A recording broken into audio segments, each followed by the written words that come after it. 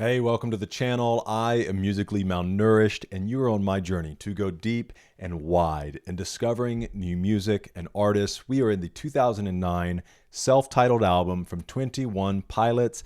This is track number 11, A Car, a Torch, a Death. Here's what Genius.com has to say about this song so we can have context going in. This is the 11th track on 21 Pilots' first and self-titled album. Got it? It is not uncommon for 21 Pilots' lyrics to speak of depression and suicidal thoughts, so many listeners conclude that this track also deals with these themes.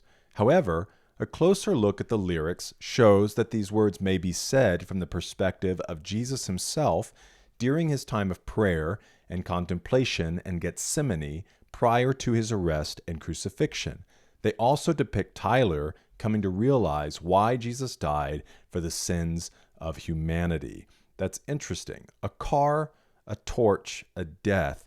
We'll see how those themes play into that, and then we'll listen to the song, stop it as we feel led, but then at the end we'll go make sure we do a deep dive into the lyrics. If you're not familiar with the story of Jesus in the Garden of Gethsemane, it is on the night of his betrayal. So he has dinner with his disciples, his 12 disciples.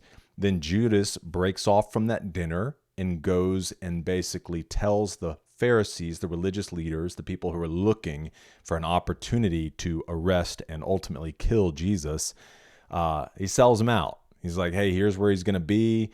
And they give him some money. And that evening, Jesus and the disciples are in the Garden of Gethsemane, and Jesus goes off and finds a place to pray. And there he's wrestling with this idea of what is lying ahead for him. Not simply the cross, because many Christians have gone to very horrendous deaths and even miraculously sang while being burned at the stake. And so it's not necessarily just the physical thing he was about to go through, although that weighs into it. It is more so the realization that he's about to take the sins of the world upon himself, that he who is perfect with the Father is going to be forsaken by the Father. In all of that, Narnia calls it the deep magic, that in all of that, it also satisfies judgment for sin, which is why Jesus dies for the sins of the world. And so when you believe in him, you receive that forgiveness, not that you earned yourself, but that he paid for you. So you can look, propitiation, that's a theological word you can look up. But anyways, while Jesus is in the garden, he's sweating drops of blood because he's in like such consternation. So anyways, we'll see how those themes play into it. This is track number 11 from 21 Pilots, called A Car, a Torch, a Death.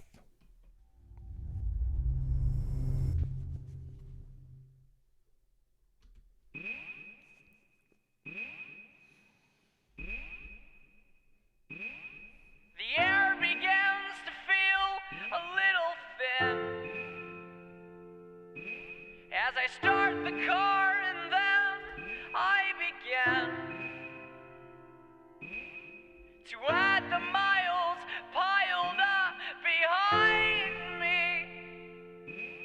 I barely feel a smile deep inside me, and I begin to envy the headlights driving south.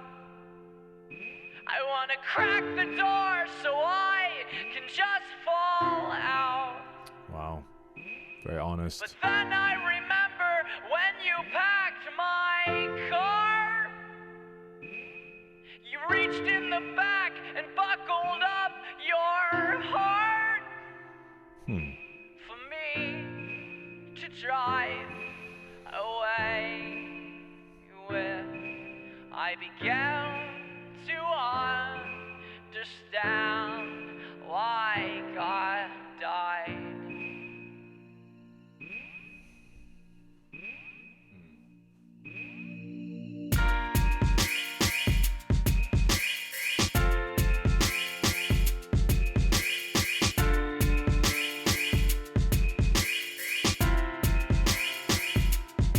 Cool sound.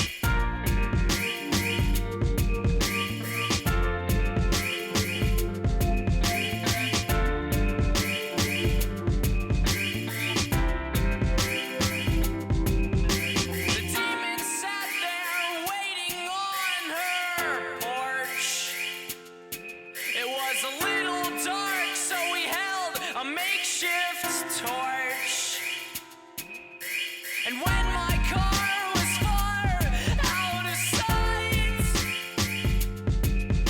he crept in her room and stayed there for the night.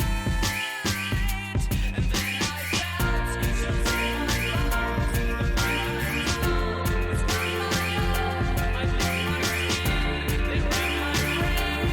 Was it fate? He played his game. And then I saw him, torch in hand. He laid it out what he had planned. And then I said, I'll take the grave.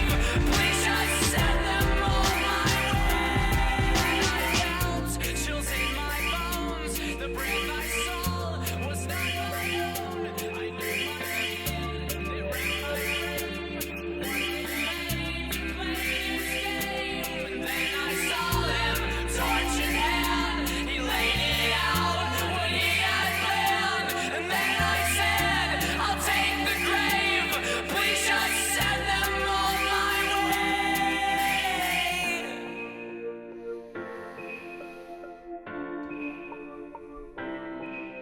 I began. All I have to say is we've got some work to do in the lyrics following this. So I haven't stopped at much listening to this because I've just been trying to take it in. Began to understand why God died.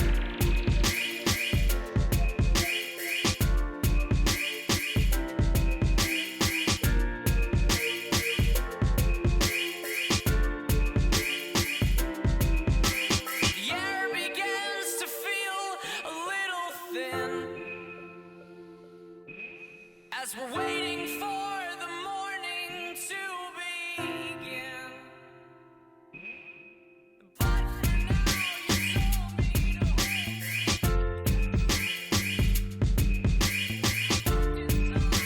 Inside I saw it held your heart for me to walk away with. I began to understand why God died.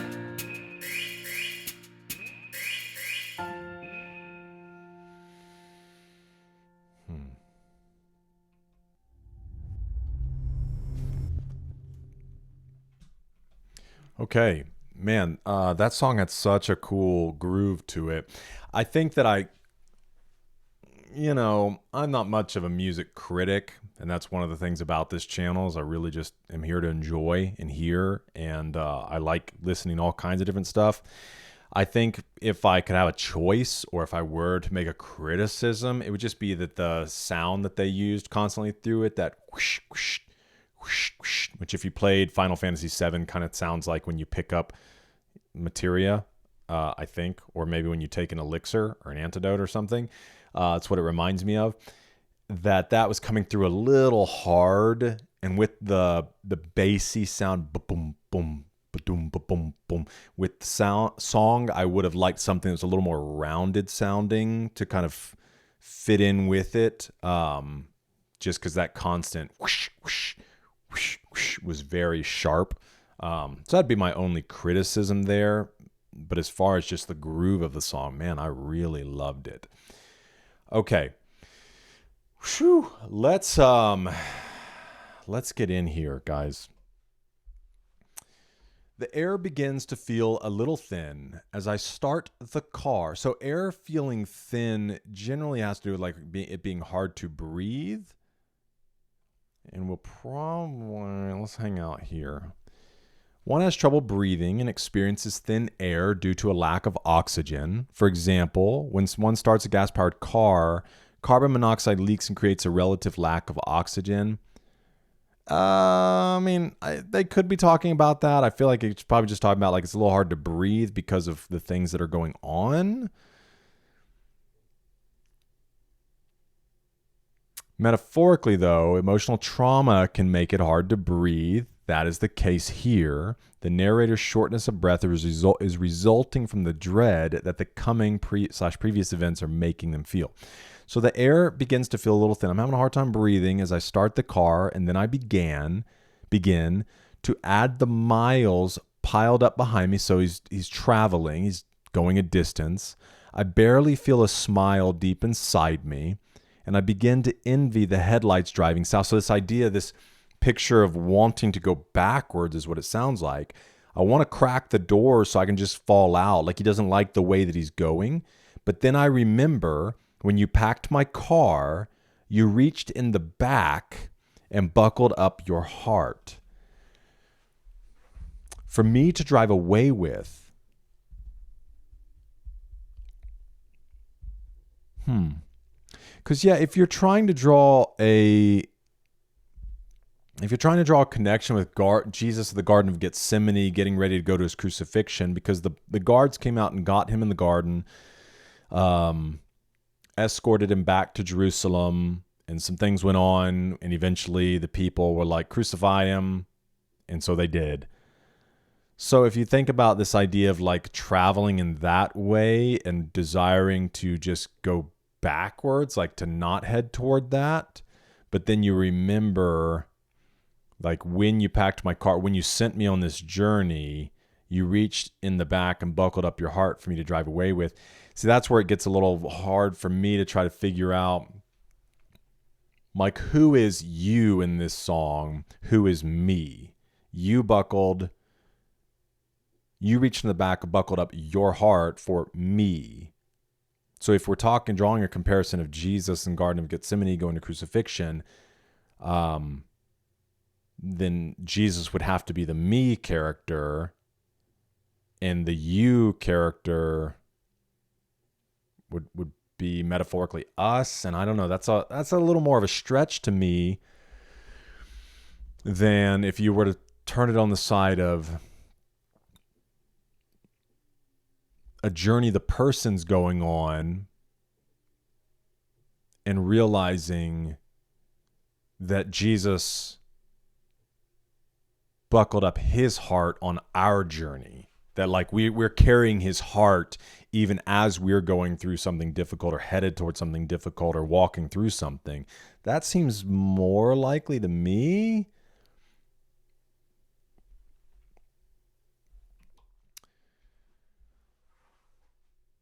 But I guess, well, let's see. Sorry.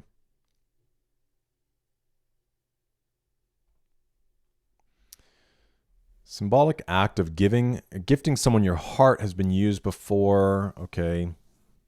However, the unambiguous reference to the Christian faith in the song hint that Tyler is touching at a more specific gifting, that of the Holy Spirit. Heart could also be generally representative of God's love. That's what I would think. It's probably not referencing the Holy Spirit. Could be, but he describes here that when the urge to drive south or fall out arise, God reminds him why God died. Yeah, to go with us, to be with us. Then, if you were going in that way, then you could make an argument for the Holy Spirit, because even after Jesus rose from the dead, so he's crucified, 3 days later, he came out of the grave, he taught, he appeared to people and taught for about 40 days. And then had a final meeting with his disciples and gave them some instructions and said he's going to go away, but they needed to go and to pray, to wait before they go do anything, before they take action, before they go try to build the church, the Big C church, before they go do that, which the word church is just cool, period, because it just means an assembling of people. It's as if God goes into the world, finds people, calls them to himself. They are his church, his assembled people. So yes, you go to a church, but the church, the Big C church that exists throughout time as people have believed on Christ, is a bigger thing. And so this idea that then he says, but before you do any of that, you need to wait. I'm going to send you a gift. The Holy Spirit. He's going to be with you. It's good that I go away. They're like, it doesn't make sense that you go away. Like, you need to be here with us. He's like, no. If I don't go away, I will not send the helper. So he's like, I'm going to go away, and then I'm going to send essentially a representation of me to come live inside each and every one of you. So you could make that argument, because it was in Jesus dying. But really, it's, I think, more apt to just think of the idea that understanding why he died so that he could be with you and you could be with him. So that's neat. We'll see if that holds up as we keep moving through. All right. The demon sat there waiting on her porch, because this makes me think of the person that he left from. Like as he's leaving away, the demon sat there waiting on her porch. It could be a totally separate like instance that he's talking about though. It was a little dark, so he held a makeshift torch. And when my car was far out of sight, no, okay, so it's connected. When my car was far out of sight, he crept in her room and stayed there for the night. So who is the her that he's driving away from?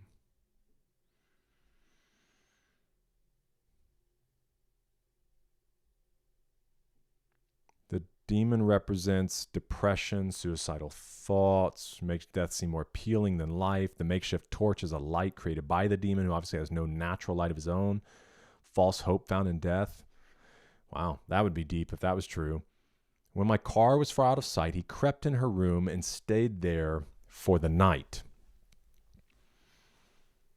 When someone reaches the point of suicidal ideation, they frequently need hard, continuous evidence that someone cares about them to help ward off the mental darkness or depression.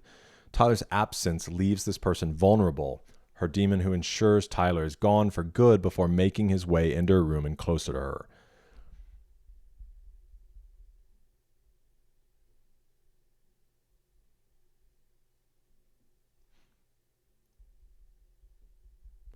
But then is there a connection? Is the her the one that packed the car and buckled up her heart for her to drive away with?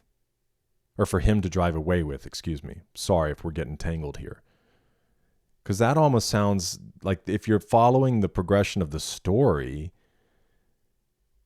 it's kind of hard to breathe. He starts a car, he begins to drive away. He envies those that are going back the way he came. He wants to just fall out. He doesn't want to keep moving in the direction he's moving.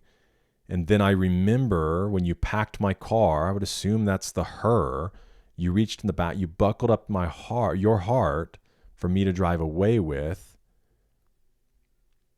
So then as he's gone, this demon creeps in and stays with her.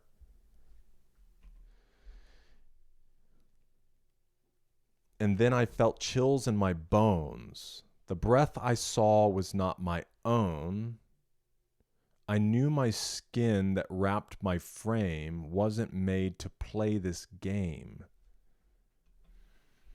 Tyler begins to approach the girl's demons. This is likely a foreign concept to him, seeing that most of his conflicts are internal or within his own mind.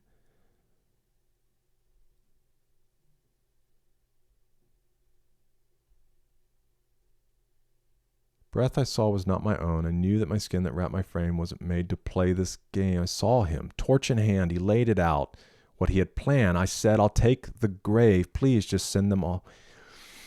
Oh, I'm having a hard time here, guys.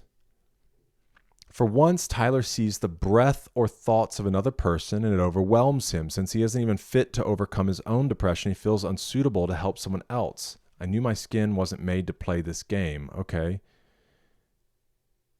Interesting.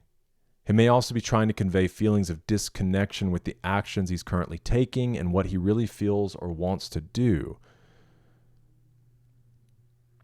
Much of his subject matter does indeed revolve around attempting to help others with their depression or suicidal thoughts. Here, though, he specifically details just how complicated it actually is. That's an interesting thought.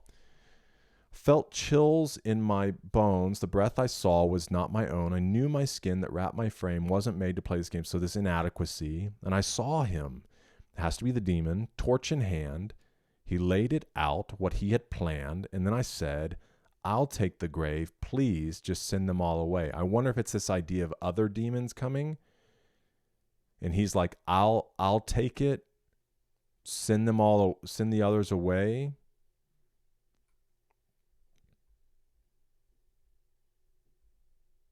I began to understand why God died.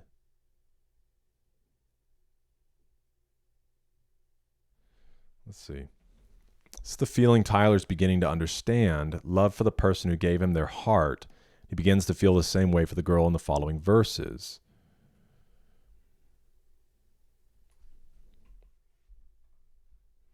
The air begins to feel a little thin as we're waiting for the morning to begin. So this idea of hope coming, of surviving. But for now, you told me to hold this jar. When I looked inside, I saw it held your heart for me to walk away with.